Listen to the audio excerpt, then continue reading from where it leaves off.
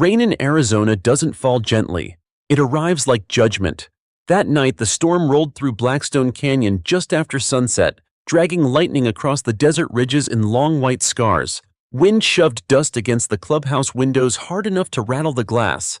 The parking lot lights flickered silver through sheets of rain, while 30 angry homeowners crowded beneath the stone entrance canopy, shouting over each other. And none of them could get inside. I stood across the lot beside my old truck, hands in my canvas jacket pockets, watching HOA President Linda Voss slam her keycard against the reader again. Red light. Denied. Again. Denied. The thunder hit a second later. "You changed the system," she yelled across the rain toward me. "You can't lock us out of our own property." I remember the smell most clearly. Wet dust, hot asphalt cooling under rain, electrical ozone from the lightning strike somewhere up in the canyon. And underneath all of it, panic. Not from me, from them. I took a slow breath before answering. "It's not your property anymore." The crowd turned toward me all at once. Some furious, some confused, some suddenly afraid. Linda stepped off the curb into the rain, mascara already running at the corners of her eyes. Her red blazer clung dark against her shoulders. "You think this is funny?" she snapped. "No," I said calmly. "I warned all of you 6 months ago." Lightning flashed again. For 1 second, every face looked carved from white stone. I had lived in Blackstone Canyon for 4 years by then, long enough to understand the community, long enough to see what fear did to people when it mixed with property values and HOA authority. The neighborhood sat north of Tucson, wedged inside a narrow canyon development built during the housing boom 15 years earlier. Expensive stucco homes climbed the desert slopes in uneven rows above dry washes and rock channels designed to carry monsoon runoff safely downhill. At least that was the original design. The HOA board changed things after the developers left. Slowly at first. Extra retaining walls, expanded parking near the clubhouse, decorative landscaping installed directly over drainage corridors. Then came the private gates, then the violations. Then the money disappeared. I noticed the pattern because that used to be my job. For nearly 30 years, I worked county zoning enforcement across southern Arizona. Most people imagine zoning officers as clipboard bureaucrats arguing over fence heights. Real work was uglier. Illegal grading, fraudulent permits, contractors bribing inspectors, developers burying drainage reports because fixing problems cost too much. Water always tells the truth eventually, especially in the desert. I retired at 57 after a mild heart attack and bought a small adobe home overlooking the canyon basin.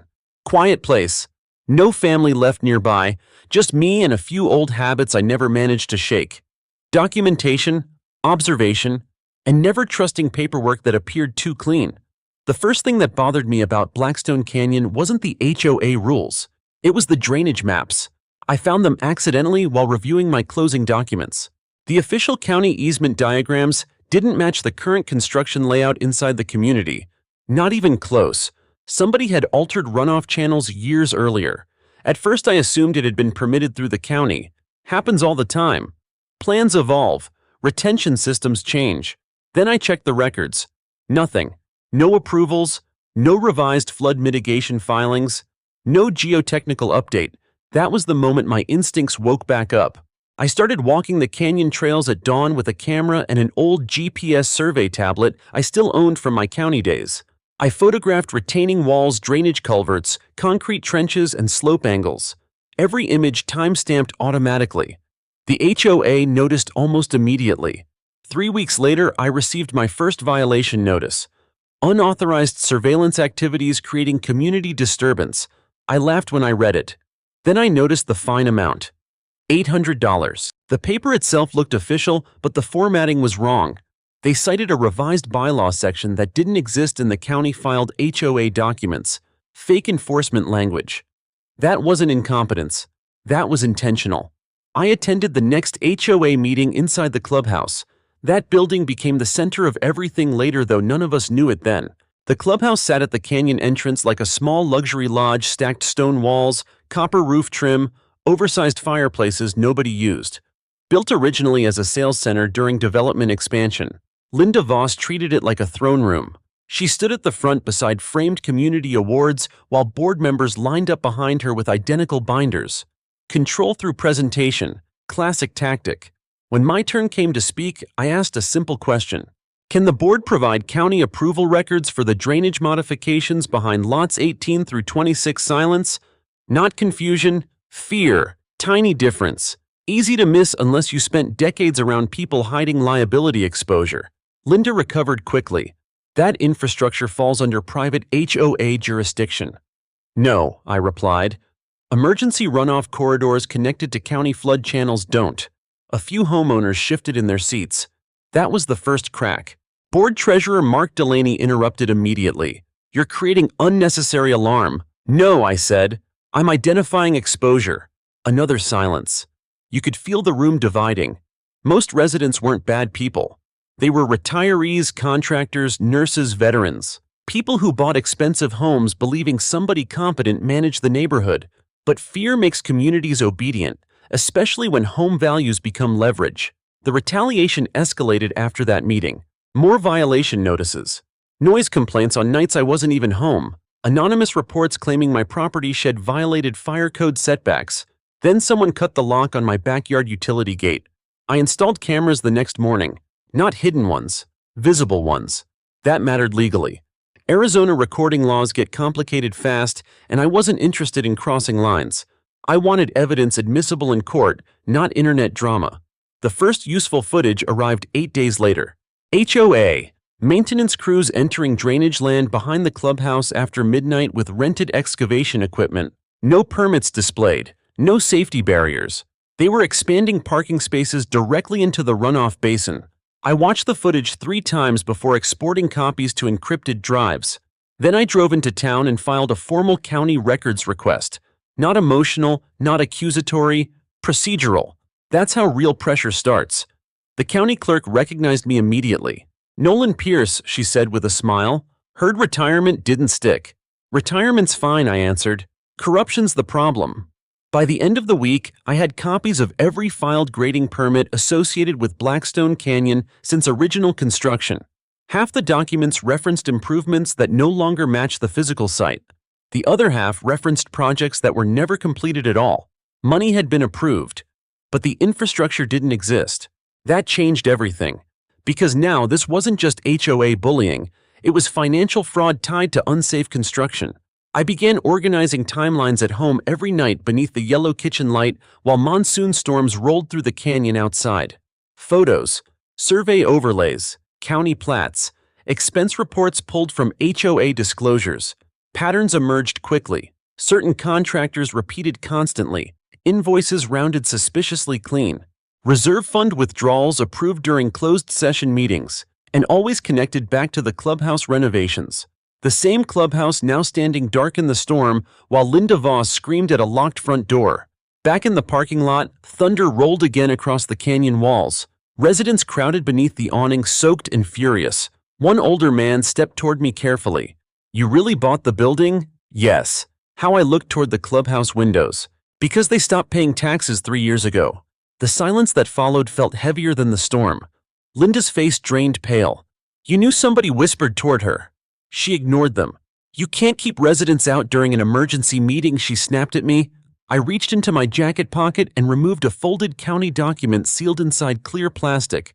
Foreclosure transfer confirmation. Completely legal, completely final. I'm not keeping residents out, I said calmly. I'm enforcing occupancy restrictions until the county finishes reviewing the structural permit violations attached to the property. More silence. Then murmuring. Then panic. Because suddenly the board realized something terrifying. The clubhouse wasn't just where they held meetings, it was where they stored records, financial ledgers, contracts, violation files, everything.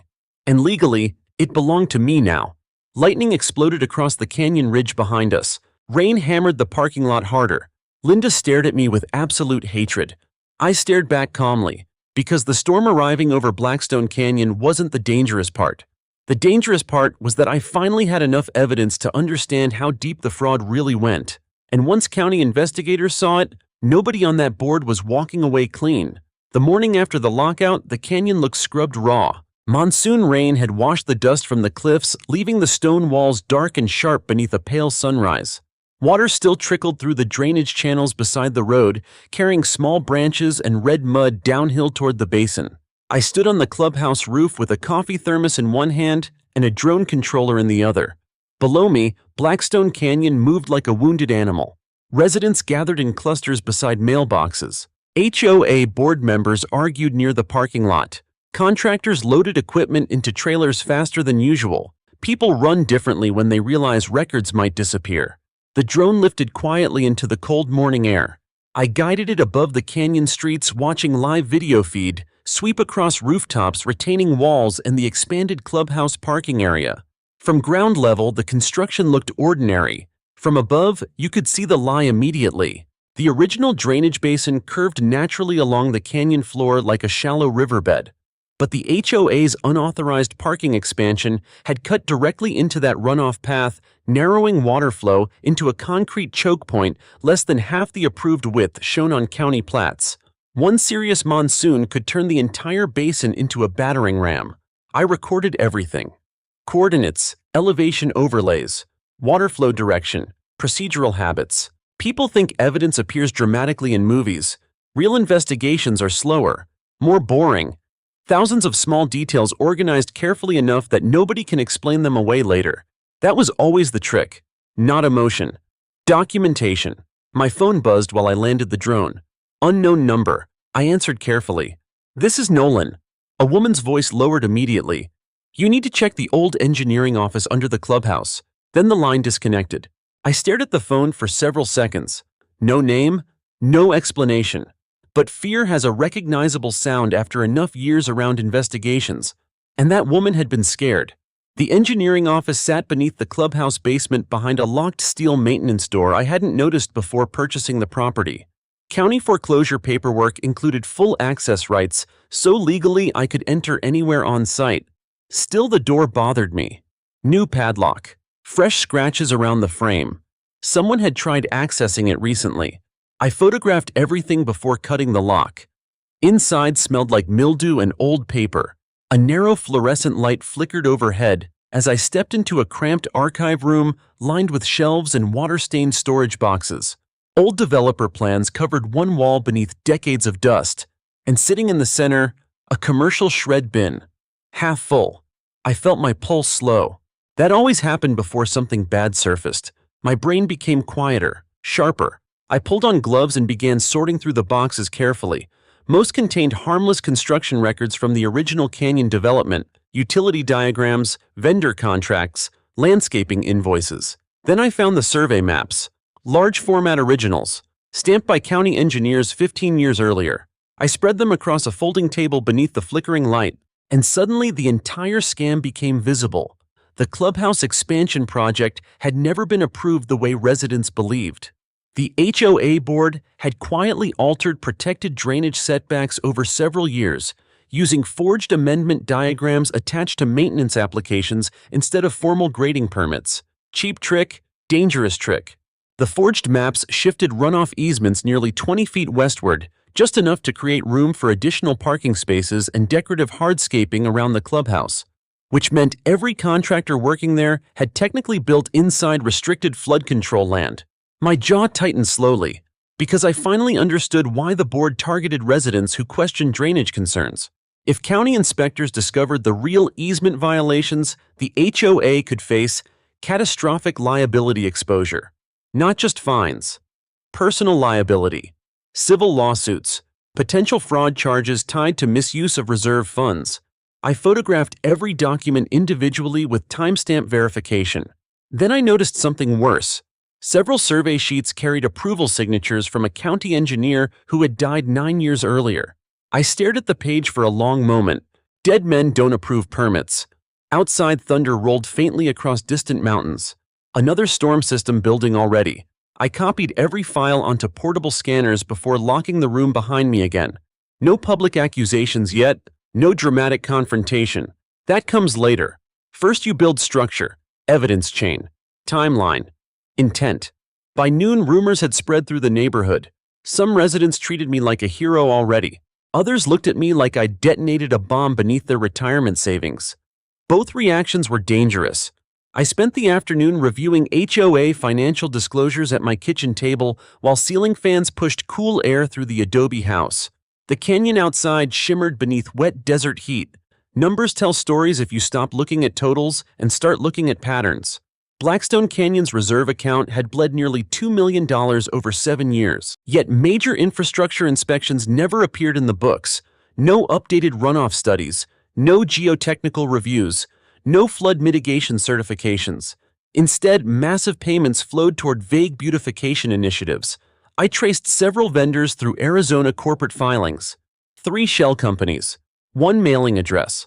Owned indirectly by Mark Delaney's sister-in-law. There it was. Money laundering hidden beneath landscaping contracts. Small enough to avoid attention, large enough to destroy people once exposed. A truck door slammed outside my house. I glanced through the window. Linda Voss. Of course, she marched toward the porch wearing oversized sunglasses despite the cloudy sky. Her movements carried that same rigid anger I'd seen at county hearings years earlier. People who mistake intimidation for authority always move that way. I opened the door before she knocked. "We need to talk privately," she said immediately. "No," I answered. Her jaw tightened. "You're destabilizing this entire community. I'm documenting it. You illegally seized HOA property. I purchased foreclosed commercial property through county auction. That building belongs to residents. Then the board shouldn't have stopped paying taxes." Silence stretched between us. Wind pushed dust along the road behind her. For the first time since I'd met Linda, I saw something beneath the performance. Fear. Real fear.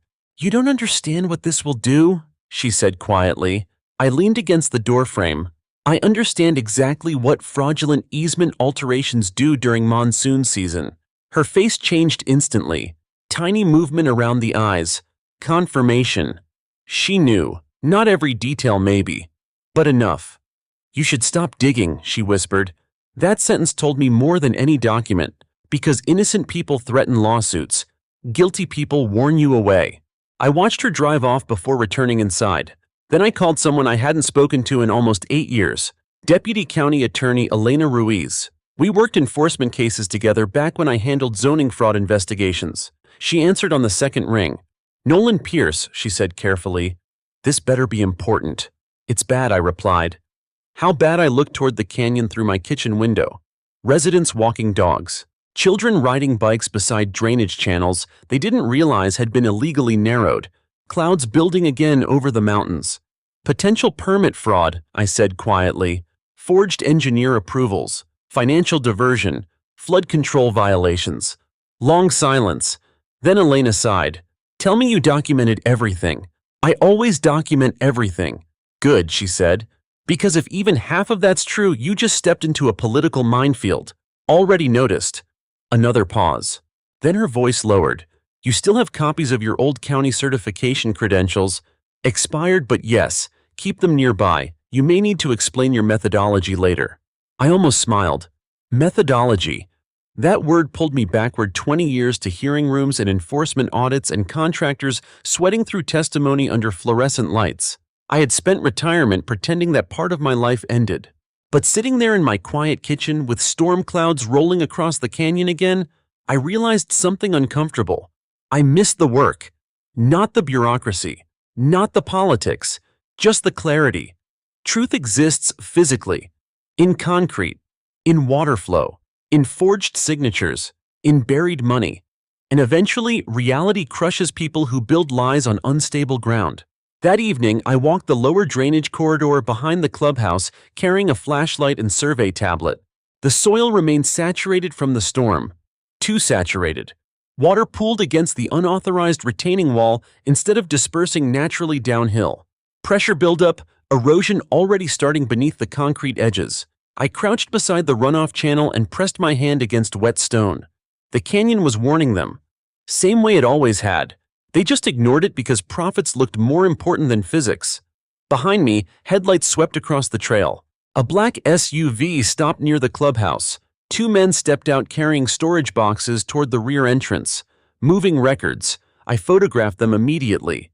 Time-stamped. Clear faces, clear boxes.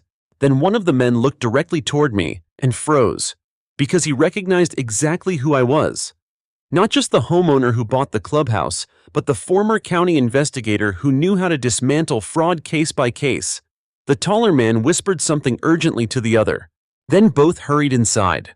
I watched the door close slowly beneath gathering thunder overhead, and for the first time since this started, I realized they weren't trying to protect the neighborhood anymore. They were trying to survive. The second storm hit just after midnight. Not rain at first. Wind, hard canyon wind that screamed through the drainage corridors and rattled windows across Blackstone Canyon like distant gunfire. I sat in the dark living room of my adobe house, watching security feeds flicker across 3 monitors while lightning flashed silently beyond the ridgeline. The 2 men from earlier still hadn't left the clubhouse. That alone told me the records mattered. Most people panic badly when investigations begin. They shred obvious documents, delete emails, empty filing cabinets dramatically like television criminals. Smart people move specific things quietly. That's what worried me. I zoomed one camera tighter toward the rear service entrance. Rain finally began falling sideways through the parking lot, distorting the image beneath yellow security lights. At 12:14 a.m., the door opened again. 3 more boxes, heavy ones. The taller man struggled carrying them toward the SUV. I captured screenshots automatically every 30 seconds. Timestamp, vehicle plate, faces, procedural rhythm. Then my phone vibrated against the coffee table. Elena Ruiz. "You watching the clubhouse?" she asked immediately. "Yes, we just received an anonymous complaint through county emergency reporting about what possible destruction of business records tied to an active code inquiry." I looked back toward the screens. Interesting wording. Not criminal allegations yet. Just enough legal pressure to create accountability. "You send anyone?" I asked. "County inspectors don't respond at midnight during monsoons, Nolan. That's probably intentional." I figured. Thunder cracked loud enough to shake the windows. Then Elena lowered her voice. "Listen carefully. Somebody inside county administration is warning them ahead of time." That didn't surprise me. Corruption rarely survives alone. "Any names?" I asked. "Not yet, but your HOA board isn't operating without help." The call ended 30 seconds later. I sat quietly for a moment, listening to the storm batter the canyon. Then I grabbed my rain jacket and truck keys. People assume investigations happen inside offices. Real investigations happen in parking lots at 1 in the morning while storms erase footprints. The drive to the clubhouse took less than 4 minutes. Rain hammered the windshield hard enough to blur the road while runoff water streamed across intersections. When I arrived, the SUV sat backed against the rear loading entrance with its hatch open. Nobody outside. I parked across the lot beneath darkness and waited. Patience matters more than aggression. 5 minutes later, the rear door opened again. Mark Delaney stepped out carrying a banker's box wrapped in plastic. The HOA treasurer looked different without the meeting room confidence, smaller somehow. Nervous. He froze when he saw my truck headlights switch on. Rain pounded the asphalt between us. "Working late?" I called. Mark stared for half a second too long. Then he forced a smile. "Emergency inventory. At 1 in the morning, no rule against overtime." I stepped out into the rain slowly. "No," I agreed. "But removing financial records during an active county inquiry creates problems." His expression tightened instantly. "There is no county inquiry." "That's interesting," I said calmly, "because I never mentioned county investigators." Silence. Tiny mistakes expose people faster than accusations ever do. Mark looked toward the clubhouse door instinctively. Somebody else was inside. "Go home, Nolan," he muttered. "Can't do that. You have no authority here. I own the building." Lightning exploded above the canyon. For one bright second, I saw pure panic in his eyes. Not anger, not arrogance. Fear. Then the rear clubhouse door opened again. Linda Voss stepped outside holding an umbrella over another board member I barely recognized. Both stopped immediately after seeing me standing beside the SUV.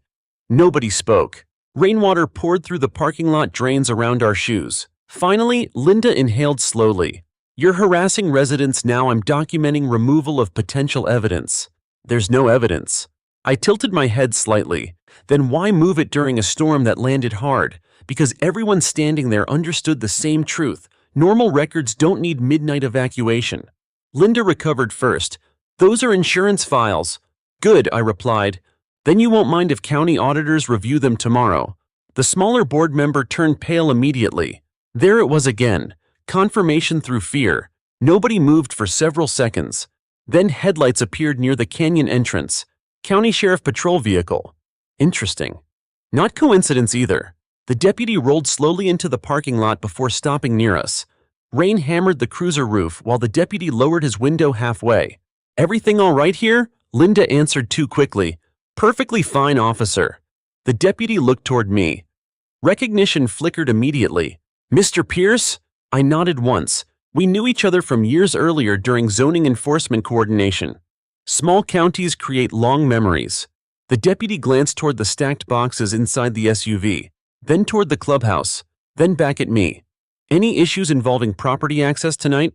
"Not currently," I answered carefully. Important word. Currently. The deputy understood. He left without another question. But his dashboard camera recorded every face in that parking lot, every vehicle, every timestamp. After the patrol car disappeared downhill, Mark slammed the SUV hatch shut harder than necessary. Linda stepped closer toward me beneath her umbrella. "What do you actually want?" she asked quietly. There it was, the real question. Not about property, not about power, survival. "I want the original engineering records turned over voluntarily before county investigators subpoena them." "You think you can destroy this community over paperwork?" I looked around the parking lot, water already pooling against the unauthorized retaining wall near the expanded lot. Storm drains backing up, mud washing across concrete edges. "No," I said softly. "You already did that." I drove home afterward without following them. Didn't need to. People under pressure make predictable mistakes. At sunrise, I reviewed footage from the night before frame by frame while eating toast over the kitchen sink. One image stopped me cold. A label on one of the boxes. BF17 Flood Mitigation. I pulled county records immediately. No such approved mitigation project existed anywhere in Blackstone Canyon filings, which meant one of two things. Either the HOA hid an unregistered engineering study or they buried evidence of a failed inspection. Both possibilities were catastrophic. By mid-morning, half the neighborhood knew about the confrontation. Residents started appearing at my door carefully one by one. Not dramatic crowds, quiet people carrying concerns they'd been afraid to voice for years. A retired teacher showed me violation fines totaling nearly $11,000 over landscaping disputes that somehow always escalated after questioning HOA budgets. A widower brought copies of legal threats over drainage cracks near his property line. One contractor handed me photographs of HOA crews pouring concrete directly into runoff channels 3 summers earlier. Time-stamped. Useful. The fear inside Blackstone Canyon had started changing direction. That happens once people realize authority isn't untouchable.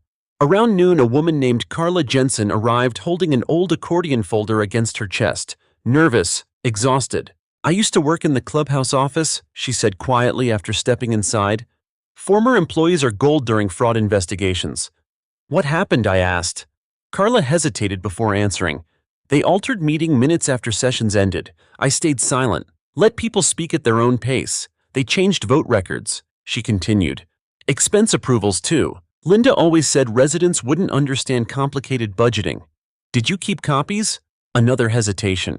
Then she nodded slowly. My pulse slowed again.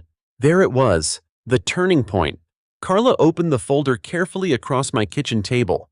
Inside sat printed HOA meeting packets spanning almost 4 years, original versions, unsigned drafts, budget summaries, and handwritten correction notes. I spotted discrepancies immediately. Reserve withdrawals missing from official records, contract approvals inserted retroactively. Maintenance allocations inflated by nearly triple actual vendor estimates. The deeper I looked, the uglier it became. This wasn't sloppy bookkeeping anymore. It was organized financial manipulation, possibly criminal. Carla wrapped both hands around her coffee mug while ceiling fans hummed overhead. "I didn't know how bad it was at first," she whispered. "Then they started threatening people. Who anyone asking questions." I leaned back slowly. "Did they ever mention county inspectors?" Her eyes lifted immediately. Fear again. "Yes. Names one," she said quietly. "A permit officer named Russell Kane." I recognized the name instantly. County Permit Review Division, 22 years employed, known for approving projects unusually fast. Damn, the corruption line just expanded beyond the HOA. Outside thunder rolled across distant canyon walls again. Another monsoon cell building. The air inside the kitchen suddenly felt heavier. Because now this case wasn't only about fake violations or stolen reserve money, It involved compromised county oversight tied directly to unsafe flood control construction. And if investigators confirmed even part of it, Blackstone Canyon was heading toward a collapse much larger than anybody outside the canyon understood yet. That evening, I returned to the clubhouse basement archive room alone. The fluorescent light buzzed overhead while rain tapped softly against foundation windows. I spread the old survey maps across the table again beside Carla's financial documents. Then I finally saw it. A tiny notation buried near the lower drainage basin. Original runoff capacity calculations, crossed out manually in red ink, replaced with lower estimates. Not engineering corrections. Manipulation. Someone deliberately falsified water flow projections to justify narrowing the drainage corridor for commercial expansion around the clubhouse. My jaw tightened slowly. Because monsoon water doesn't negotiate, and eventually the canyon was going to reclaim the space they stole from it. The rain stopped for 3 days. That was the problem. In Arizona, long dry gaps between monsoon cells make people careless. The desert begins pretending it forgives you. Sunlight returns, streets dry out, residents go back to landscaping patios and arguing about parking rules like nature isn't quietly loading a weapon behind the mountains. But the canyon remembered everything. I spent those 3 days inside the clubhouse, not the meeting hall upstairs, the basement. The archive room had become my war room. By then, old survey maps pinned across folding tables, drainage overlays taped beside contractor invoices, forensic timelines spread beneath flickering fluorescent lights. Dust coated everything. The air smelled like mildew and toner ink. And buried beneath years of paperwork, the pattern finally sharpened into something undeniable. The HOA hadn't simply stolen money. They had built an entire financial system around hiding dangerous construction. Every fraudulent invoice connected back to one objective: expand the clubhouse property, more parking spaces, more event revenue, more luxury amenities to inflate home prices.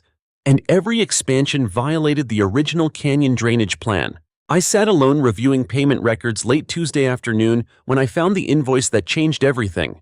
Vendor Desert Crest Infrastructure Solutions. Amount $417,000. Project description: emergency retention improvements. No county permit attached. No inspection certificate. No engineering sign-off. I checked Arizona corporate records again. Same mailing address as the landscaping shell companies. Same registered agent tied indirectly to Mark Delaney's family. The HOA board had been laundering reserve funds through fake flood control projects while simultaneously weakening actual drainage systems. I leaned back slowly in the chair. That wasn't negligence anymore. That was intentional concealment. My old investigator instincts returned completely after that. Sleep became shorter, thoughts sharper. I started treating the clubhouse like an active corruption scene. Every room photographed before entry, every box cataloged, every electronic file duplicated onto encrypted drives. Chain of custody matters once lawyers arrive, and lawyers were definitely coming now. Wednesday morning, I drove to the county records office before sunrise, carrying copies of the altered runoff calculations. The building smelled exactly the same as it had 20 years earlier. Old carpet coffee, overheated printers. Elena Ruiz met me privately in a conference room upstairs. She wore the same expression prosecutors always wear before large cases. Careful concern. "You look terrible," she said while reviewing the documents. "Probably because this gets worse every hour." She spread the survey maps across the table carefully. Then her eyes narrowed. "These flow calculations were altered manually." "Yes, you verified the originals twice." Another silence. Then Elena exhaled slowly. "Nolan, if this is authentic, they knowingly reduced flood channel capacity beneath minimum county standards. That's what it looks like." "Jesus!" She rubbed her forehead hard before continuing. "Do residents know? Not yet. Good. Keep it that way for now." That bothered me immediately. Why? Because panic creates lawsuits before investigations stabilize. Typical county logic. Contain exposure first. Protect systems second. I crossed my arms. People live above those channels. And if we mishandle this publicly, property values collapse overnight. There it was, the real fear, not just flooding, economic fallout. Communities like Blackstone Canyon survive on perception. Luxury neighborhoods sell confidence more than houses. Once residents believe infrastructure is compromised, everything unravels fast. Insurance rates spike. Sales freeze. Banks panic. Elena leaned closer. Listen carefully, we're opening preliminary inquiry review quietly. How quiet? Very. I almost laughed. Nothing inside Blackstone Canyon stayed quiet anymore. By Thursday afternoon, rumors moved through the neighborhood like smoke. Somebody had leaked news of a county review. HOA board members stopped appearing publicly together. Contractors vanished mid-project. Residents started requesting copies of financial disclosures in groups instead of individually. Fear changes shape once communities realize they've been manipulated. It becomes anger. That evening, I attended the first open HOA meeting since the clubhouse foreclosure. The board rented space inside a church recreation hall near the canyon entrance because technically they no longer controlled the clubhouse property. That detail humiliated them more than they admitted. Folding chairs filled quickly, whispers everywhere, phones recording openly now. Linda Voss entered last wearing a cream-colored suit and the frozen smile politicians use during scandals. Mark Delaney looked worse, pale, sweating already. I sat near the back beside Carla Jensen. Residents stared constantly, some hopeful, others terrified I might destroy their retirement investments. Both reactions remained dangerous. Linda opened the meeting with procedural nonsense about temporary facility complications before quickly pivoting toward finances. Then she made her mistake. The board has always prioritized resident safety, she announced confidently. The room went silent. I stood immediately, not dramatic, calm, measured. What specific engineering study supported the runoff capacity reduction behind the clubhouse expansion? Linda froze. Not visibly at first, just enough. Tiny pause around the eyes, the kind investigators learn to notice. That matter involves technical planning? She answered carefully.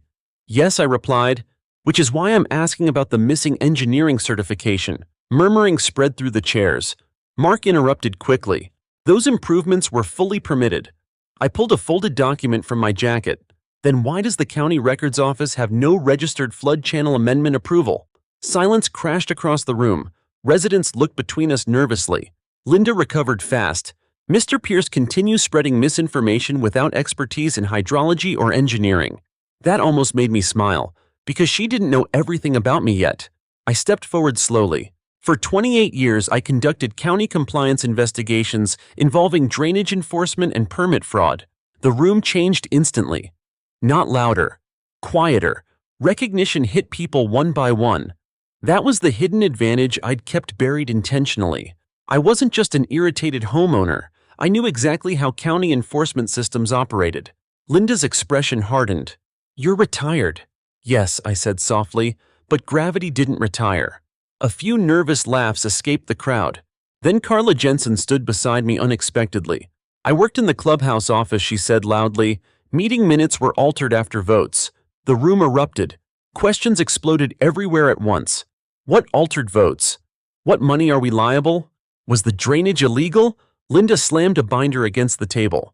This meeting is adjourned. Nobody listened. That's the moment control finally broke. Not because of shouting, because fear shifted direction. For years, residents feared the HOA board. Now the board feared the residents. Outside the church hall, people crowded around me beneath hot desert wind while lightning flickered beyond distant mountains. A retired firefighter grabbed my arm. My house sits directly below that drainage basin, he said quietly. Tell me honestly, are we safe? I looked toward the dark canyon skyline. That question mattered more than lawsuits, more than corruption, because physical reality doesn't care about politics. You're safe today, I answered carefully, but if runoff capacity was reduced illegally, another major monsoon could create serious erosion problems. Not panic. Truth. That's always enough. Late that night, I returned home exhausted and found an envelope taped to my front door. No stamp, no name. Inside sat 3 photographs. Construction crews pouring concrete into runoff trenches after midnight, time-stamped 6 years earlier, and one handwritten sentence. They buried the original damage report. I stared at the words for a long moment. Then I drove back to the clubhouse basement immediately. The archive room looked untouched at first. But once you spend years investigating fraud, you notice disturbances instinctively. One shelf had shifted slightly, dust patterns broken. I moved the storage boxes carefully until I found a narrow locked file drawer hidden behind old developer binders. The lock was cheap. 30 seconds later it opened. Inside sat a single red folder. BF-17 Flood Mitigation. Same label from the SUV. My pulse slowed again. I opened the folder carefully beneath the fluorescent light. Photographs, engineering assessments, emergency runoff calculations, and at the very bottom, a sealed geotechnical report marked Severe Erosion. Failure risk not approved for development expansion. Date 7 years earlier, signed by an independent engineering firm. I read the conclusion twice. The engineers had warned them clearly. Any narrowing of the canyon runoff basin could destabilize lower soil shelves during sustained monsoon events, meaning the HOA board already knew the expansion created flood and erosion danger, and they built it anyway. For parking revenue, for property aesthetics, for money. I closed the report slowly, then looked toward the ceiling above me where residents once held wine mixers and holiday parties without understanding what sat buried beneath their feet. The canyon had warned them years ago. Engineers warned them too, but corruption always believes consequences can be postponed forever. Outside thunder rolled low across Blackstone Canyon again, closer this time. By Friday morning, the canyon felt different, not visually, emotionally. You could sense it in the way neighbors stopped conversations when HOA board members walked past, in the way residents checked drainage channels during evening walks, in the sudden appearance of county vehicles parked discreetly near the canyon entrance. Blackstone Canyon had entered the dangerous stage every corruption case eventually reaches. The moment where everyone knows something is wrong, but nobody knows how bad it really is yet. I slept maybe 3 hours that night. At dawn, I drove the perimeter roads with a tablet mounted beside the steering wheel, documenting runoff pathways and photographing fresh erosion scars left by the previous storms. Desert sunlight hit the canyon walls hard and bright, but the soil remained saturated beneath the surface. That worried me. Arizona ground becomes deceptive after repeated monsoons. Dry on top, weak underneath. A perfect recipe for collapse. Around 7:40 a.m., my phone exploded with notifications. Resident group chats. Photos, videos, angry messages. I pulled the truck onto a gravel shoulder and opened the first image. My jaw tightened immediately. The HOA had chained shut the lower canyon emergency access gate. Steel padlocks, fresh warning signs. Private HOA route, unauthorized access prohibited. I started the truck again instantly. That gate wasn't decorative. It connected the lower maintenance road to County Route 18, providing secondary emergency access during flood or fire events. Ambulances used it, utility crews used it, fire responders used it during monsoon washouts, and legally, the HOA didn't own full authority over it. I reached the lower canyon within minutes. Chaos already waited there. Contractors trapped inside the neighborhood argued beside their trucks while residents crowded around the locked gate yelling at HOA security staff. Heat shimmered off the asphalt despite the early hour. Then I saw Linda Voss, standing calmly beside the chained entrance wearing sunglasses and holding a clipboard, like she thought this was still manageable. I parked hard against the shoulder and stepped out. "What are you doing?" I asked. Linda didn't even look surprised anymore. The board voted to restrict unauthorized traffic. This is an emergency access easement. It's private infrastructure. No, I said flatly. It connects directly to county emergency routing. A utility contractor nearby raised his voice immediately. My crew has county permits for storm inspection work. Linda ignored him. Residents have complained about excessive outside traffic. I stared at the chain stretched across the gate, then at the runoff wash beside the road where muddy water still trickled from the hills. My pulse slowed again. Dangerous calm. Who advised you to do this? I asked quietly. No further comment. Wrong answer. Because somebody absolutely advised them. The HOA board had become reckless lately, but this crossed into obvious liability exposure. Even corrupt administrators usually avoid touching emergency access routes. Unless panic overrides judgment. I photographed everything carefully. Gate position, padlock brand, warning signs, timestamp overlays. Then I stepped aside and called Elena Ruiz directly. She answered immediately. Please tell me you're not calling about another forged document. Worse, I replied. They chained the lower emergency easement. Silence. Then, they did what I explained quickly while recording continuous video footage of the scene. Any county authorization, she asked. None. Jesus Christ. I heard papers shuffling rapidly on her end. That route appears on county emergency coordination maps. Nolan, listen carefully. Do not touch the gate yourself. I wasn't planning to. Good. I'm notifying emergency management now. Around me, the crowd kept growing. Residents weren't frightened anymore. They were angry. A woman holding groceries pointed toward Linda and shouted, "My father's oxygen delivery truck can't get through." Another resident raised his phone while recording openly. "You people are insane." Linda's board members avoided eye contact entirely. That told me everything. They knew this move crossed a line, but they were trying to regain control through pressure. Classic collapse behavior. I walked downhill toward the runoff basin while sirens echoed faintly in the distance. The lower drainage corridor beside the gate looked worse than before, fresh cracks spreading through the unauthorized retaining wall near the clubhouse expansion. Water had started tunneling beneath the concrete. Subsurface erosion. Exactly what the engineering report warned about. I crouched beside the damage and pressed 2 fingers into wet soil. The ground gave way immediately. Not good. Very not good. A shadow crossed beside me. "Carla Jensen, you think it's going to fail?" she asked quietly. I stood slowly. Eventually. When I looked toward the mountains, storm clouds already forming again despite the morning heat. Depends how hard the next monsoon hits. County emergency vehicles arrived 20 minutes later. Not police first. Fire department. That mattered. Emergency services treat blocked access routes very seriously because delays become measurable in dead minutes. A battalion chief stepped out beside the chained gate and stared at the setup in visible disbelief. "You authorize this?" he asked Linda directly. "The HOA board voted." "I didn't ask who voted." Silence. The chief pointed toward the county route beyond the barrier. "This access road exists under emergency coordination agreement." Linda folded her arms. "The HOA maintains the infrastructure." The chief didn't even blink. "That doesn't give you authority to obstruct emergency routing." He turned toward one of his firefighters. "Document everything." Phones came out immediately. Photographs, measurements, radio traffic. The board members suddenly looked much smaller. Then came the real disaster. Not flooding, not collapse. Public humiliation. Residents started shouting all at once. About fake violations, about missing reserve funds, about drainage concerns ignored for years. The board lost the crowd completely. Mark Delaney attempted leaving quietly through the parking area until someone recognized him and yelled, "Where's the money, Mark?" That question spread through the crowd instantly. "Where's the money? Where's the money?" He climbed into his SUV without answering and drove directly over a curb trying to escape. I watched him disappear downhill while dust spun behind the tires, panic accelerating.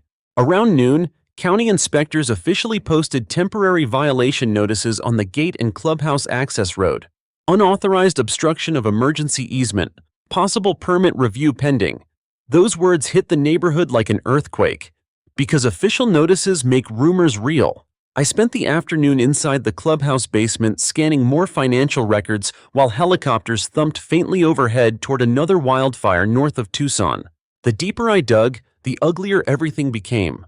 Board members approved contractor payments for drainage maintenance that never occurred. Inspection certifications copied from unrelated projects.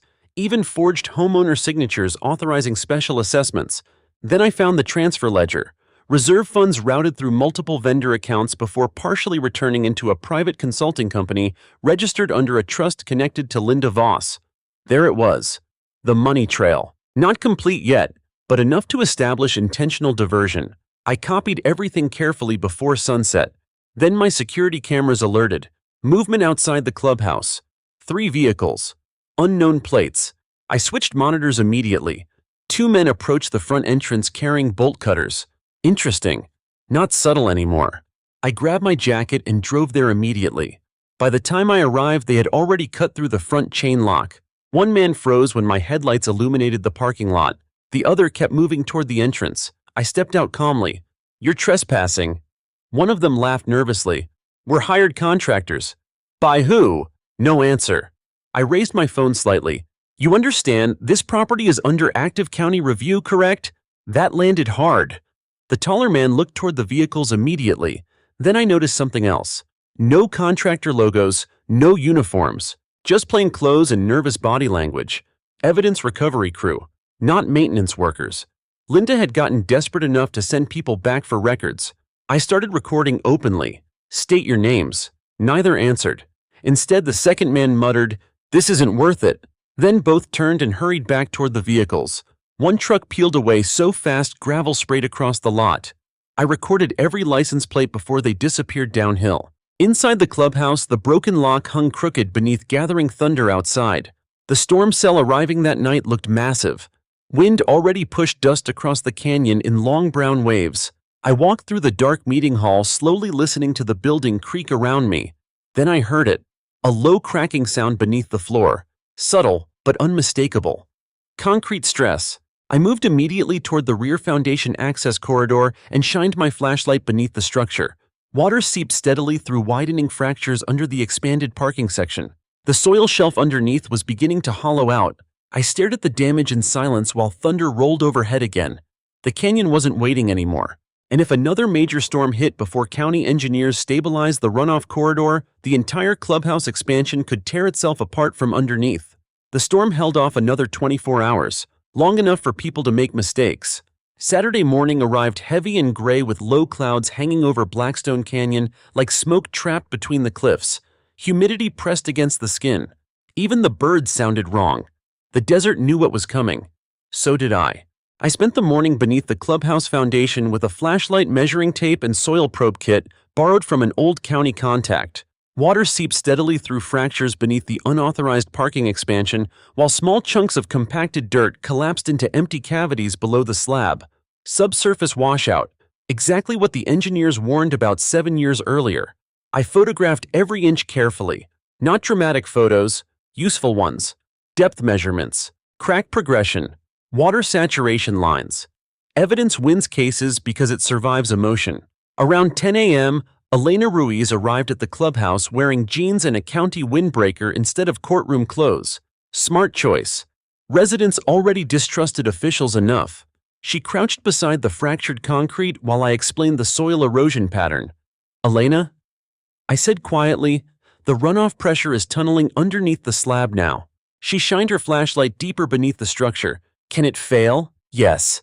How badly I looked upward toward the stone clubhouse walls above us. "Depends whether the next storm overloads the narrowed basin." That answer sat heavily between us, because we both understood the real implication. If the structure partially collapsed after documented warnings and permit fraud, civil liability alone could financially destroy everyone involved. Elena stepped back into daylight slowly. Then she lowered her voice. "We found something this morning." I watched her expression carefully. "Not good news." "What?" She pulled a sealed county archive envelope from her bag. "Internal permit review correspondence."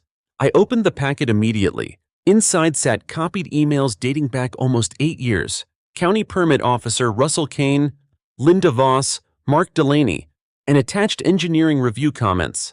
I scanned the pages quickly while hot wind pushed dust through the parking lot. Then I stopped cold.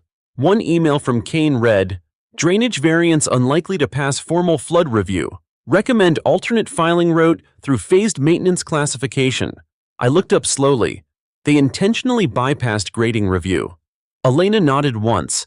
They disguised expansion work as maintenance upgrades. That was the missing mechanism. Not forged permits alone. Permit laundering. Instead of submitting large-scale construction changes requiring engineering oversight, they fragmented projects into smaller maintenance improvements designed to avoid deeper county review. Classic fraud tactic, harder to detect, easier to deny later, but devastating once reconstructed chronologically. I kept reading. Another email referenced temporary occupancy revenue increases tied to clubhouse event expansion, wedding rentals, private parties, corporate retreats. That explained the obsession with parking growth around the clubhouse. The HOA board transformed the property into an unofficial commercial event venue, while residents unknowingly absorbed infrastructure risk through reserve funds. All illegal, all hidden. And now physically collapsing beneath the canyon runoff system, Elena folded her arms tightly. "The county manager wants this contained quietly." "Of course he does." "Nolan?" "No," I interrupted calmly. "People built retirement plans here. Families live below those drainage channels." "I know. Do you—" The question hung there harder than I intended. She looked exhausted suddenly. "Older. We're trying to prevent panic." I stared toward the canyon homes climbing the hillsides. That word again. Panic. Institutions always fear panic more than corruption itself, because corruption can be negotiated. Physics cannot. A black SUV rolled into the clubhouse lot before either of us spoke again. County Engineering Department. Interesting timing. Two men stepped out carrying survey equipment cases. One of them froze after recognizing me. Russell Kane. Permit officer. The same man from the emails. He recovered quickly and approached with forced professionalism. Mr. Pierce. Russell. Elena's eyes moved between us carefully. Kane adjusted his collar despite the heat. We're conducting preliminary structural review. No, I said calmly. You're documenting liability exposure. His jaw tightened. You should be careful making accusations. You should have been careful approving drainage fraud. Silence, sharp and immediate. The second engineer looked uncomfortable instantly. Kane glanced toward Elena. You shared confidential records. They became evidence the moment falsified permits endangered public safety, she replied coldly. Good. That was the first time I'd seen her stop protecting the system. Kane's confidence cracked slightly after that. He walked toward the runoff basin while the other engineer unloaded equipment quietly. I watched them set laser levels across the parking expansion. Then I noticed something strange. The younger engineer kept rechecking measurements repeatedly, concerned. Finally, he approached me privately while Kane spoke on the phone near the gate. You're Nolan Pierce. Yes. The engineer lowered his voice. The basin capacity reduction is worse than reported. How much worse? He hesitated. Original calculations required overflow dispersion shelves along the lower slope. I felt my stomach tighten. They removed those. They buried most of them during the parking expansion. Jesus. That changed everything again. The overflow shelves weren't decorative terrain features. They slowed runoff velocity during heavy monsoon surges, preventing concentrated erosion damage lower in the canyon. Without them, water wouldn't spread naturally. It would accelerate, like a fire hose pointed downhill. You documented this? I asked quietly. The engineer nodded once. Kane told us not to include it in final review summaries. There it was. Direct suppression, not incompetence. Intentional concealment. What's your name, I asked. David Morales. Keep copies of everything, David. His eyes met mine carefully. I already did. Good man. Around noon, county vehicles multiplied throughout Blackstone Canyon. Survey crews, emergency management staff, drainage inspectors. Residents watched nervously from sidewalks and driveways while rumors spread faster by the hour. The HOA board disappeared completely. No public statements, no meetings, no emails, which told me their attorneys had finally entered the situation. Too late. Once multiple county departments coordinate simultaneously, containment becomes almost impossible, especially once documentation exists across separate agencies. By late afternoon, monsoon clouds returned over the mountains. Dark ones, tall enough to swallow the ridgelines. I stood near the lower emergency gate reviewing drone footage when Carla Jensen hurried toward me holding her phone tightly. You need to see this. She showed me a scanned document somebody anonymously uploaded into a resident group forum 30 minutes earlier. Confidential settlement draft. Prepared by HOA Legal Counsel. Proposal quiet. Structural remediation funded through emergency resident assessment fees. No admission of wrongdoing. No disclosure of drainage violations. No forensic audit. They were trying to bury the damage before full exposure reached residents publicly. I almost admired the desperation. Almost. A crowd gathered near us quickly as more residents read the leaked document online. Shock spread fast. Then anger. Real anger now. A retired Army veteran pointed toward the clubhouse and shouted, "They knew this could collapse." Nobody answered. Because nobody could anymore. Truth had outrun damage control. Rain began falling lightly around sunset. Warm drops striking hot pavement. The smell hit instantly wet dust and desert stone. I looked toward the mountains. The storm line behind them stretched nearly black across the horizon. Large system, potentially dangerous. County engineers packed equipment faster once thunder started. David Morales stopped beside me before leaving. They're recommending temporary evacuation zones below the basin, he said quietly. Will the county issue them? He glanced toward Russell Kane. Depends who signs the order. Politics again, always politics. I drove home briefly before dark to back up all investigation files onto additional drives. Habit. Redundancy matters once exposure grows. That's when I noticed the truck parked across from my house, unmarked. engine running, watching. I didn't react outwardly, just entered the house normally and checked exterior cameras from inside. 2 men, neither local. Interesting. Pressure tactics meant somebody higher up feared what came next. Good. I spent the next hour organizing evidence chronologically across my dining table while thunder rolled closer outside. Then my security alert chimed again. Movement at the clubhouse. I switched camera feeds immediately. Linda Voss stood alone beneath the parking lot lights in pouring rain, holding a box against her chest. No umbrella, no security, just her. She unlocked the clubhouse side entrance slowly and disappeared inside. 10 minutes later, every light in the basement archive room suddenly went dark. Completely dark. Then emergency power flickered once, twice, and the camera feed cut out entirely. I stared at the dead monitor while thunder exploded over Blackstone Canyon hard enough to shake the windows. Because people only destroy evidence when they realize the structure protecting them is already collapsing, in every possible way. The rain started hard at 2:11 a.m. Not scattered monsoon rain, sustained sheets, the kind that turns canyon roads into rivers and makes old drainage systems confess their secrets. I drove to the clubhouse the moment the basement cameras died. Lightning flashed constantly above Blackstone Canyon while runoff water surged across intersections in muddy waves. Emergency alerts buzzed across my phone warning residents about localized flooding near the lower basin. When I reached the clubhouse lot, Linda Voss was already gone, but the side entrance hung partially open. Wind slammed it against the frame over and over. I stepped inside carefully with a flashlight in one hand and my phone recording in the other. Procedural instinct again. Never enter compromised property without documentation. The clubhouse lobby smelled wrong immediately. Burned plastic, electrical smoke. I moved through the dark hallway toward the basement stairs while rain hammered the roof overhead like thrown gravel. Halfway downstairs, water splashed beneath my boots. The archive room door stood open. Inside, filing boxes lay ripped apart across the floor. Documents soaked. Computer towers smashed. One storage shelf overturned deliberately. I swept the flashlight slowly across the damage. Not random vandalism. Targeted destruction. Somebody had focused specifically on financial records and engineering files. But panic makes people sloppy. And Linda Voss wasn't an investigator. She was a control addict drowning inside consequences. I photographed everything carefully before touching anything. Then I saw the hard drive. Hidden beneath scattered folders near the overturned shelf. External backup unit, missed during the destruction. I picked it up slowly. Still warm. Interesting. That meant somebody accessed it recently. Thunder cracked overhead hard enough to shake dust from the ceiling. Then the lights flickered once and died completely. Not just basement power, entire clubhouse outage.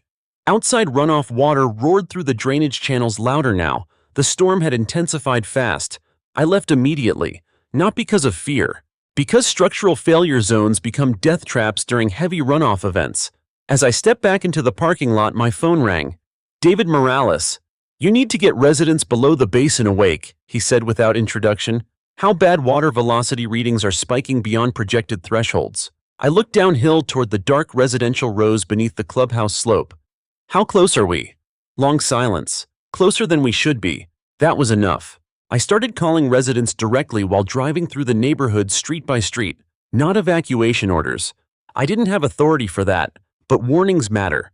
Lights turned on across homes as thunder rolled continuously overhead. Water already flowed across several intersections by 3 a.m. The canyon drainage system was beginning to overload, and still no official county evacuation order arrived. Politics again, fear of liability, fear of headlines, fear of collapsing property values. Institutions always hesitate one storm too long. By sunrise, the rain weakened slightly, but damage reports spread quickly. Mudslides near the eastern slope, flooded garages, runoff overflowing curbs beside the clubhouse expansion, and beneath the parking lot, new fractures, large ones. County inspectors arrived at dawn looking exhausted and furious. Yellow safety tape appeared around portions of the clubhouse within minutes. Linda Voss still hadn't resurfaced publicly. Neither had Mark Delaney. That alone terrified residents more than the storm, because leaders disappear first when collapse becomes undeniable. I spent the morning inside my kitchen organizing the destroyed basement evidence recovered before the outage. Most paper records were ruined by water, but digital reconstruction mattered more now. The external drive still functioned. Barely. I connected it carefully to an isolated laptop and copied contents immediately. Hundreds of files appeared. Meeting recordings, financial spreadsheets, permit drafts, private board communications. Then I found the folder labeled Occupancy Strategy. I opened it slowly. Inside sat emails between Linda Mark and several outside consultants discussing ways to maximize clubhouse event revenue while bypassing commercial occupancy requirements. Wedding capacity over legal limits, fire code avoidance, parking overflow concealment, even instructions for temporarily removing ADA restriction signage during private events. I leaned back slowly in the chair, because suddenly I understood something critical. The clubhouse itself wasn't just fraudulent infrastructure, it was operating illegally as an undeclared commercial venue. That gave me leverage. Real leverage. Not emotional leverage. Regulatory leverage. I called Elena immediately. She answered sounding exhausted. "Please tell me you slept?" "No." "Same. I found occupancy violations." Silence, then sharper attention in her voice. "What kind commercial event operations beyond approved residential facility limits? How many events? Hundreds." Another silence. Then Jesus. I kept scrolling through the files.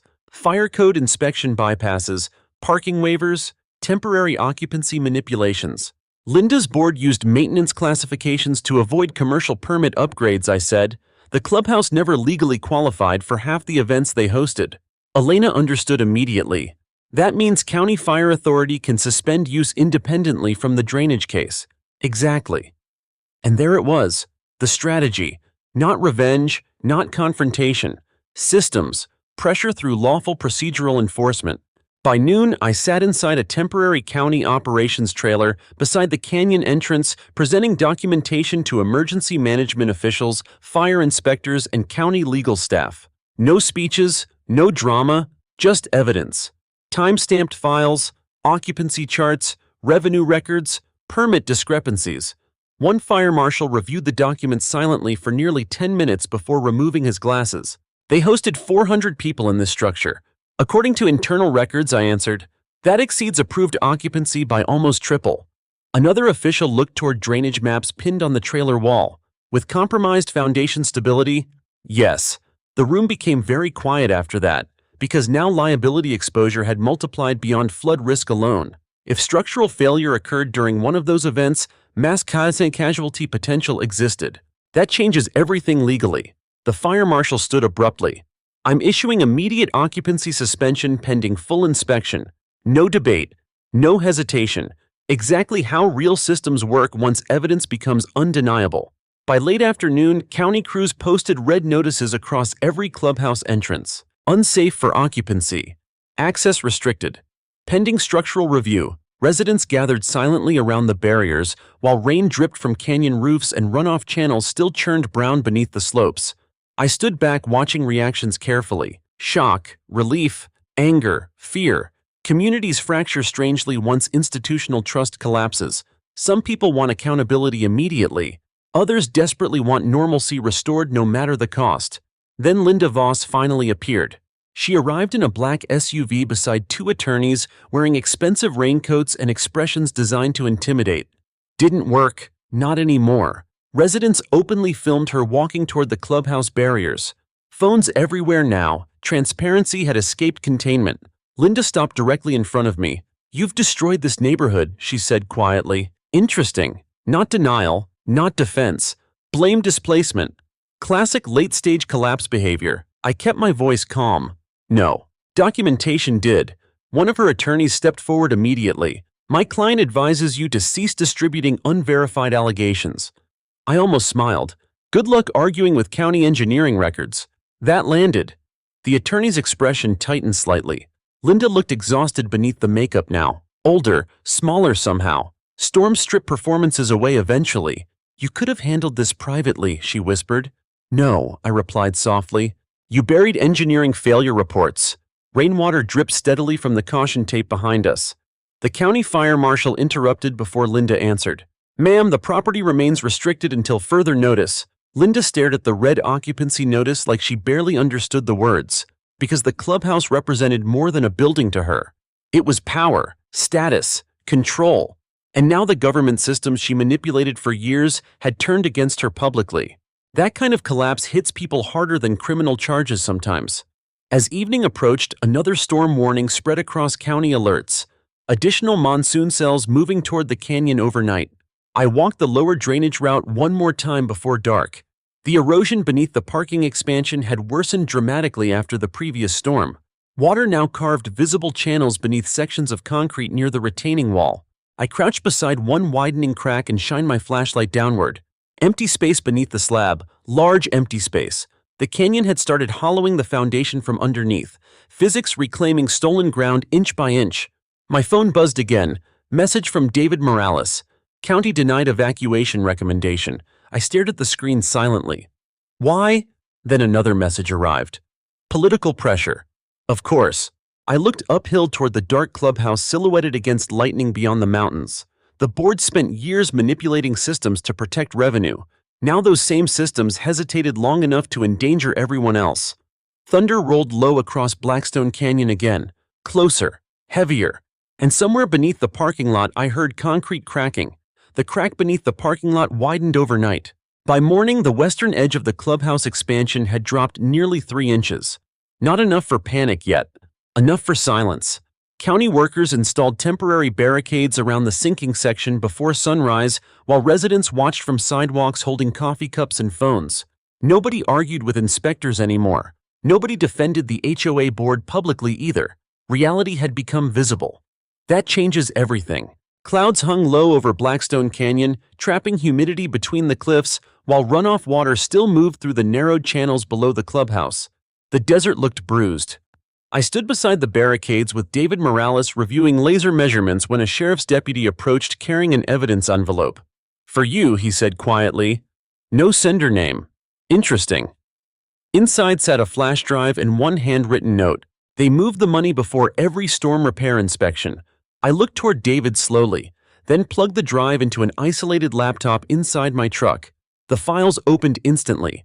Bank transfers, vendor ledgers, private reimbursement records, and audio recordings. Real recordings.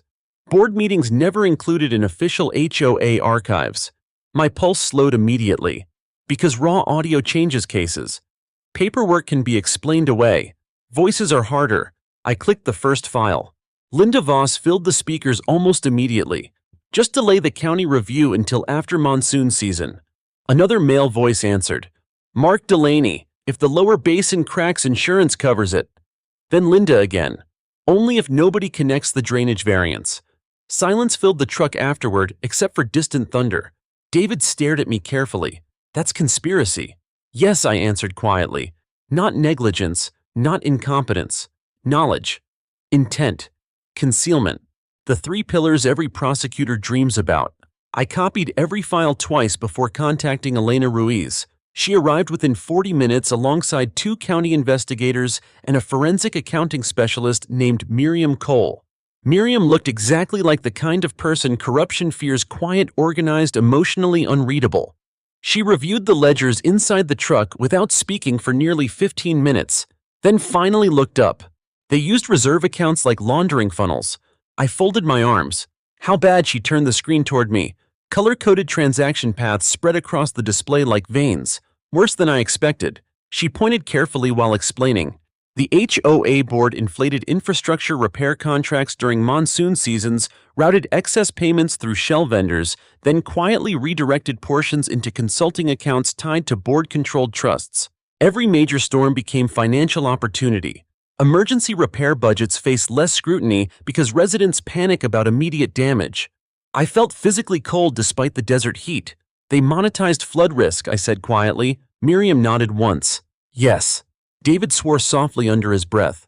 Outside, the truck county crews continued measuring structural movement around the clubhouse while residents gathered behind barricades, whispering nervously. Nobody understood yet how deep the corruption actually ran. By noon, investigators formally seized remaining HOA financial records from the clubhouse basement. Sheriff deputies supervised the process openly this time. No secrecy anymore. No quiet containment. Residents filmed everything. Good, Public documentation protects cases from political interference later. Linda Voss finally resurfaced during the seizure, this time without confidence. She arrived wearing dark sunglasses despite the cloudy sky and immediately confronted Elena near the evidence vans. "You're turning this community into a circus," Linda snapped. Elena didn't raise her voice. "You altered flood control documentation. You can't prove intent." Miriam stepped forward, holding printed transaction charts. "Actually," she said calmly, "we probably can." That landed hard. Linda's posture changed instantly. Tiny step backward, first real crack in her armor. Then Mark Delaney arrived. Huge mistake. Because residents recognized him immediately. The crowd turned hostile fast, not violent, worse, disgusted. A retired school teacher shouted, "You fined my husband for dead grass while stealing reserve money."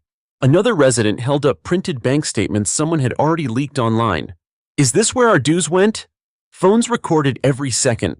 Mark tried reaching the clubhouse entrance before sheriff deputies stopped him at the barricades. "This property is under active county restriction," one deputy said flatly. Mark's face turned pale. "I'm HOA treasurer, not today." That moment spread through resident group chats across the canyon within minutes. Power collapse always becomes public theater eventually, especially in HOA communities. I spent the afternoon with Miriam reconstructing financial timelines inside the county operations trailer. Rain tapped softly against the metal roof while generators hummed outside. The numbers became uglier hour by hour. Nearly $4 million diverted through fraudulent maintenance classifications over 8 years. Some funds paid for real work, most paid for inflated or fabricated projects tied directly to the clubhouse expansion. And every fraudulent expansion increased runoff danger further. Profit through instability. The cruelty of it settled heavily in my chest, because residents trusted these people. Veterans, retirees, widows. People living on fixed incomes while HOA boards weaponized fines and fear to protect their own schemes. Miriam leaned back from the laptop eventually. "There's more. I already hated those words." "What now?" She opened another folder quietly. Legal reserve projections, internal strategy memos, then one document labeled foreclosure containment options. I read it twice before speaking. They knew they couldn't keep the clubhouse. Miriam nodded. "Looks like tax delinquency warnings started years ago." I stared toward the rain outside. So that was the hidden panic. The HOA board wasn't just losing control of investigations. They lost the building itself before any public exposure happened. And instead of informing residents, they hid the foreclosure until county auction transferred ownership legally to me. The board gambled everything on secrecy, surviving longer than the structure. Then monsoon season arrived. By late afternoon, the sky darkened again. Another storm line rolled toward the canyon from the southeast, carrying thick walls of rain visible beyond distant ridges. County engineers grew visibly nervous. David Morales showed me updated soil movement readings near sunset. Foundation displacement accelerating, water pressure increasing beneath the parking slab, lower overflow channels already exceeding safe velocity thresholds. I looked toward the homes below the basin. Families still inside, lights glowing warm against gathering darkness. Still no evacuation order, I asked. David shook his head bitterly. County supervisors are terrified of media fallout. Media fallout, not structural failure, not resident safety. Optics. That sentence stayed with me. Around 7 p.m., local reporters finally arrived after residents leaked investigation details publicly online. News vans parked near the canyon entrance while cameras filmed the barricaded clubhouse beneath storm clouds. Linda Voss disappeared completely after that. Smart move. Public opinion had turned radioactive. One reporter approached me while rain began falling harder. "Mr. Pierce, residents say you warned the HOA for years. Is that true?" I looked past the cameras toward the dark canyon basin. "I warned them, water follows physics," I said calmly. They treated it like a budgeting problem. That clip spread fast. By nightfall, Blackstone Canyon wasn't just a neighborhood scandal anymore. It was county news. Then came the final discovery. Near 9 p.m., while reviewing archived emails from the recovered hard drive, I found a deleted audio memo recorded by Linda Voss herself. Her voice sounded tired, angry. "If the lower shelf fails during monsoon season, we blame the original developers. Nobody can trace the drainage revisions unless Pierce finds the old maps." I replayed the sentence twice. then a third time, because hearing your own name inside concealed evidence creates a strange feeling, like stepping accidentally into somebody else's nightmare.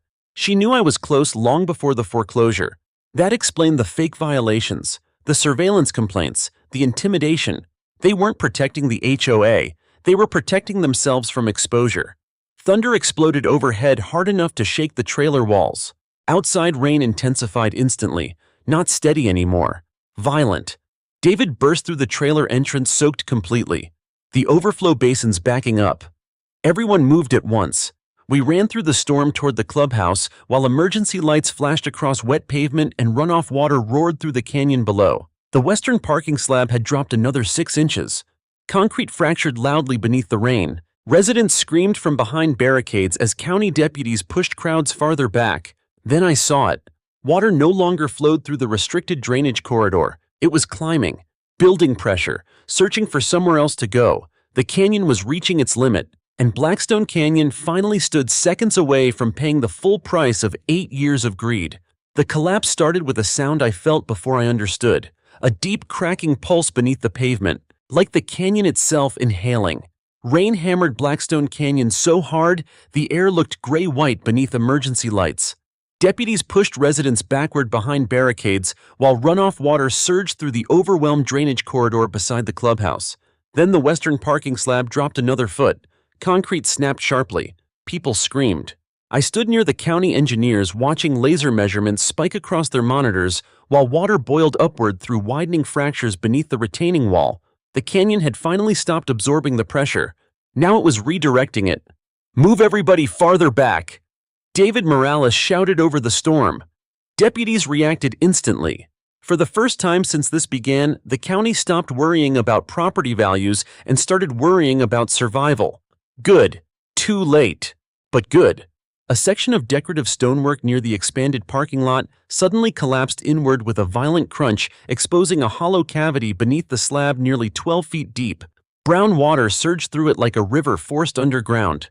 Residents gasped collectively, because now they could physically see the fraud, the missing overflow shelves, the buried runoff path, the unstable fill dirt hidden beneath years of luxury improvements. All of it exposed beneath flashing emergency lights and monsoon rain. I felt somebody grab my arm. Carla Jensen, terrified. My sister's house sits directly below that slope. I looked downhill. Water already streamed around the lower retaining channels faster than I'd ever seen. Not flooding yet. Momentum, which was worse. The narrowed basin no longer dispersed runoff naturally. Instead, pressure concentrated into violent directional flow toward the lower residential rows. Exactly what the engineers warned about 7 years earlier. David ran toward me through the rain. The southern channels failing too. How long? No idea. Then another sound cracked through the storm, louder this time. The retaining wall. A jagged fracture split across the concrete face from top to bottom while muddy water exploded through the seam under enormous pressure. Residents screamed again. Deputies forced everyone farther uphill. I kept watching the water. That's the thing people misunderstand about disasters. Buildings don't fail randomly. Physics follows decisions. Every diverted channel, every buried runoff shelf, every fraudulent permit, every ignored warning. The canyon remembered all of it, and now it was responding. The wall gave way 30 seconds later. Not a Hollywood explosion, a violent grinding collapse. Concrete folded outward while a wave of mud and runoff blasted through the parking expansion, tearing asphalt apart like paper. SUVs parked near the clubhouse slid sideways as the ground beneath them vanished. One vehicle disappeared nose first into the erosion cavity entirely. The crowd erupted into chaos. Deputies shouted evacuation orders. Emergency sirens echoed across the canyon. And suddenly, the county finally issued the command they should have given hours earlier. Mandatory evacuation below the basin. Too late to prevent damage. Just early enough to prevent deaths. I moved downhill beside emergency crews while rainwater surged around our boots. Mud poured through residential streets carrying broken concrete landscaping rock and shattered pieces of the unauthorized retaining wall. But the real devastation hit near the lower slope. The redirected runoff channel cut directly through the illegally expanded parking foundation before slamming into the hillside beneath it. Soil shelves destabilized instantly. Then the hillside began moving, slow at first, a terrible sliding groan beneath the earth, then faster. A mud and rock collapse ripped through the lower embankment beside 3 luxury homes, destroying fences and garages, while floodwater burst across the street below. Not because nature became malicious, because drainage pressure had nowhere safe left to go. Emergency crews evacuated families through waist-deep runoff, while helicopters circled overhead through lightning flashes. I helped an older resident climb into a rescue truck while mud surged past our knees. He grabbed my jacket tightly. "You warned them," he said breathlessly. I looked back uphill toward the collapsing clubhouse lot. "No," I answered quietly. "Engineers warned them. That mattered. Because this was never revenge. It was consequence." By midnight, national weather footage had reached Tucson news stations. Drone video showed the destroyed parking expansion carved open beside the clubhouse like a wound. Exposed beneath the collapse sat buried drainage shelves and concrete obstructions investigators had spent weeks trying to prove existed. Now the canyon exposed everything itself, under floodlights, in front of cameras, publicly undeniable. The HOA board vanished completely after the collapse. Phones disconnected, attorneys unreachable. Residents started sharing leaked financial files online faster than moderators could remove them. And then the criminal investigators arrived. State level this time, not just county, because once infrastructure fraud combines with financial diversion and public safety exposure, cases expand rapidly. I sat inside the county operations trailer around 2 a.m., soaked with mud and exhaustion while investigators reviewed the recovered audio recordings. Linda's voice played again through speakers. If the lower shelf fails during monsoon season, the room stayed silent afterward. One state investigator finally looked toward me. She knew. Yes. The investigator nodded once. That recording changes everything. Outside rain weakened gradually toward dawn, but the canyon looked destroyed. Mud-coated roads, emergency lights reflected off floodwater. Collapsed concrete lay scattered across the basin where the parking expansion once stood. And the clubhouse, the symbol Linda fought to protect, now leaned visibly several degrees westward after losing foundational support beneath one corner. Still standing. Barely. Miriam Cole entered the trailer carrying updated forensic summaries just after sunrise. "You were right about the reserve laundering," she said quietly. "How much confirmed? Over 4 million diverted." The number sat heavily in the room, not because of greed alone, because residents funded their own danger. Every fraudulent fine, every inflated assessment, every emergency infrastructure fee. All used to help build the unstable expansion that eventually collapsed onto the neighborhood. One deputy turned off the audio recorder slowly. "This community's going to sue everybody." He wasn't wrong. By mid-morning, evacuation zones remained active, while engineers inspected unstable slopes throughout Blackstone Canyon. Media crews lined the canyon entrance broadcasting live updates. And finally, Linda Voss resurfaced. Not publicly at first. Sheriff deputies located her at a resort outside Tucson, attempting to meet privately with attorneys before state investigators issued formal seizure orders against remaining HOA financial assets. She returned under escort around noon. Residents watched silently as deputies walked her through the barricaded canyon entrance toward the operations trailer. No shouting now, no chaos. Something colder. Disappointment. Linda looked smaller than I remembered. Rain-damaged hair, mud on expensive shoes, face pale beneath exhaustion. When she saw the collapsed parking basin behind the clubhouse, she stopped walking completely. The exposed runoff shelves sat visible beneath broken asphalt and shattered retaining walls, exactly where engineers originally designed them decades earlier. Truth pulled from underground. Linda stared at the destruction for several seconds, then finally whispered, "It wasn't supposed to happen like this." I looked at her calmly. "That's what everyone says after physics arrives." She didn't answer. Inside the trailer, investigators played the recordings for her, while forensic accountants reviewed transaction trails and county engineers documented concealed drainage modifications. One by one, every mechanism collapsed. The fake permits, the maintenance laundering, the shell vendors, the altered meeting records, the buried engineering report. Everything connected now. Legally, structurally, financially. The system she manipulated for years had finally closed around her from every direction. By sunset, state investigators froze remaining HOA-controlled reserve accounts pending criminal review. The county suspended all board authority temporarily, and Blackstone Canyon sat silent beneath clearing skies and ruined concrete while helicopters passed overhead toward the mountains. I walked alone toward the damaged clubhouse after dark. The storm had ended. Water still trickled through exposed channels beneath the destroyed parking expansion, now flowing naturally again for the first time in years. The canyon was correcting itself, slowly, painfully, but honestly. I stood there listening to runoff move through the restored path while distant emergency lights flashed below. Then I looked toward the leaning clubhouse above the shattered basin. For years that building represented power built on concealed damage. Now everyone could finally see what had been buried underneath it all. And tomorrow, the legal reckoning would begin. 3 months later, Blackstone Canyon smelled different. Not like wet dust and storm runoff anymore. Fresh lumber, new concrete, cut cedar from rebuilt fences. Recovery has its own scent if you pay attention. The canyon still carried scars from the monsoon collapse. Half the clubhouse parking expansion remained fenced behind county barriers, while engineers stabilized the lower slopes with exposed steel reinforcement and new runoff channels. But the water moved correctly now. That mattered. I stood at sunrise beside the restored drainage basin, watching clean runoff slide through the rebuilt shelves exactly the way the original engineers intended 15 years earlier. No obstruction, no narrowed choke points, no hidden concrete beneath the soil. Just physics finally allowed to work. Behind me, construction crews prepared for another long day while residents walked dogs along temporary gravel paths through the canyon. Conversations sounded quieter than before the collapse. Communities change after betrayal. People stop trusting polished presentations so easily. They start asking questions. That might have been the only good thing the disaster gave us. The criminal investigations expanded fast after the recording surfaced publicly.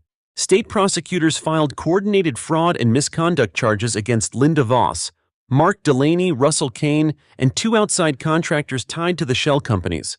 Not dramatic television charges, real ones. Fraudulent financial diversion, falsification of public records, permit manipulation, unsafe infrastructure concealment, civil conspiracy. The state stopped short of racketeering charges officially, but investigators privately described the operation as RICO-like organizational fraud during preliminary hearings, meaning the pattern mattered more than individual crimes. That's how systemic corruption actually works. Layer by layer, process by process, everyone protecting everyone else until the structure collapses under its own weight. I testified twice before the county oversight panel during the first month after the collapse.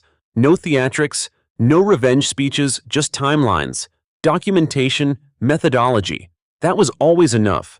Drone footage displayed across courtroom monitors showed the exposed drainage shelves beneath the destroyed parking lot, while engineers explained how runoff pressure intensified after the HOA expansion buried the natural overflow system.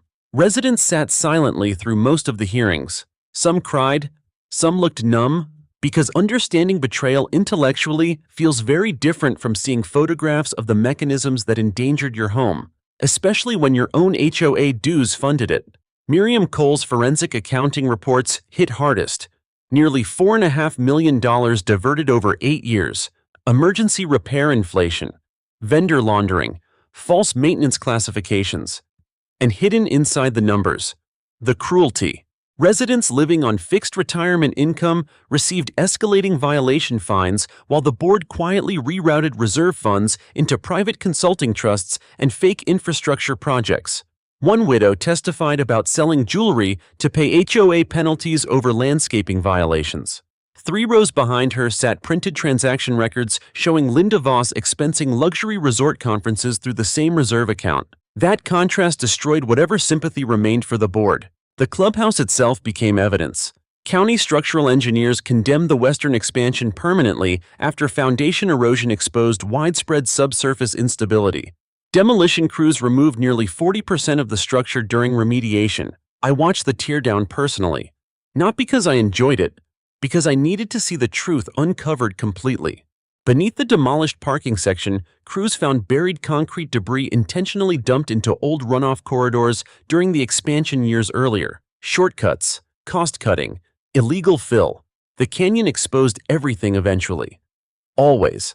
The county eventually offered to purchase the clubhouse property from me after legal proceedings stabilized. I could have fought for more money. Didn't. That building carried too much damage already.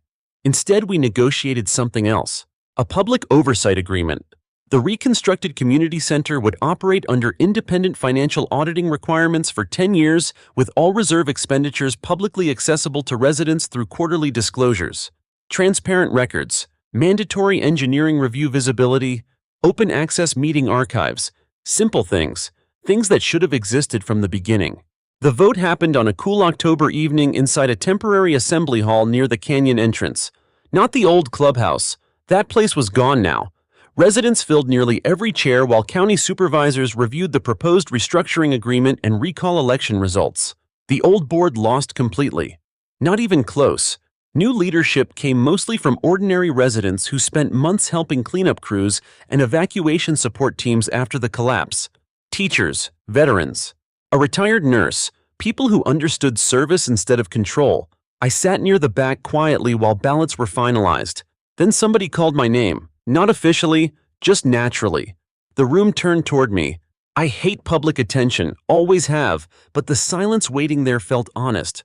So I stood slowly. A woman near the front wiped tears from her face before speaking. My husband would still be alive if emergency crews got delayed at that gate during his heart attack last summer. The room stayed perfectly still. She looked directly at me. Thank you for not stopping. I didn't know what to say for several seconds. Because the truth is, I almost did stop. Multiple times. When the fake violations started. When county administrators hesitated. When attorneys threatened litigation. When neighbors treated me like I was destroying the community instead of exposing the damage already underneath it. Standing there in the quiet assembly hall, I realized something uncomfortable. Most corruption survives because exhaustion works better than intimidation. People get tired. They doubt themselves. They convince themselves stability matters more than truth. That's the real danger. Not villains. Fatigue. I looked around the room carefully before answering. The canyon warned everyone first, I said quietly. I just listened. No applause at first, just silence. Then slow nods across the room. Understanding. After the meeting ended, residents lingered outside beneath cold desert stars while construction lights glowed faintly across the damaged basin uphill. The air smelled cleaner now, not fixed. Healing. Carla Jensen walked beside me toward the parking lot carrying boxes of archived meeting records scheduled for permanent county storage. You know they're already calling this case a landmark review standard, she said, for HOA oversight. She nodded. State legislators want mandatory forensic audits for reserve-funded infrastructure projects now. I almost laughed softly. Linda Voss spent years trying to centralize power through secrecy. Instead, her collapse created statewide reform discussions. That's the irony corruption never understands.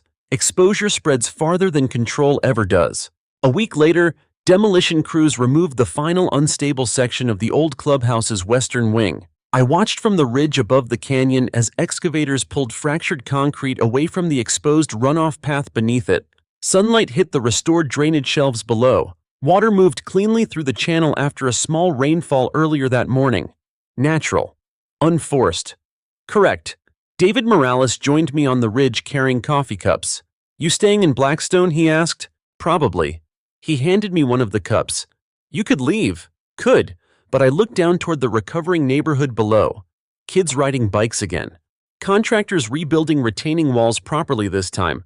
Residents attending oversight meetings voluntarily. The community is slowly relearning trust through transparency instead of fear. But some places deserve witnesses, I said quietly. David smiled once. Fair enough. That evening, I walked alone beside the restored runoff basin as twilight settled across the canyon. The water sounded softer now. Steadier. For months, people asked me whether the collapse felt satisfying after everything the HOA board put residents through. Truthfully, no. Watching homes damaged never feels satisfying. Watching elderly residents lose savings never feels satisfying. Watching communities fracture under greed never feels satisfying. Justice isn't excitement. It's a repair.